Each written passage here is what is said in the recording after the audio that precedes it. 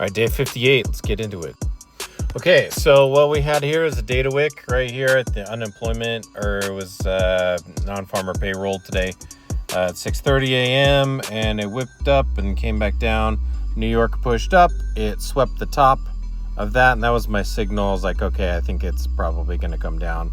I entered too early because it came down here, closed below all of this stuff, and I was like, yeah, that's a pretty bearish signal, but then it decided to come back up here and make my life a little miserable for a little while.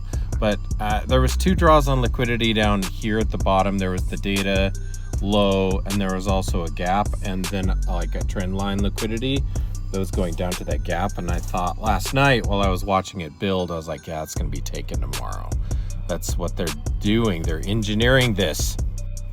So it ended up coming all the way down to this data wick, and I actually closed it a little bit early. Who cares? And we made us a nice little profit today. I'd also like to, this is ES, I'd like to point out there was data, it looked basically the same. There was a lot of obnoxiousness up here during the New York Open, but then it sold off. And the weekly start has been like the point of control this week.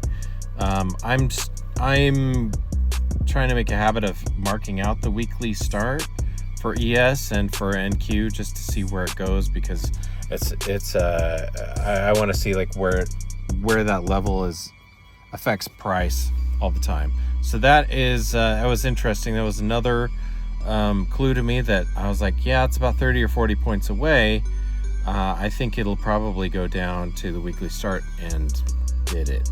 Man, crazy day. 60 points there. Excellent day.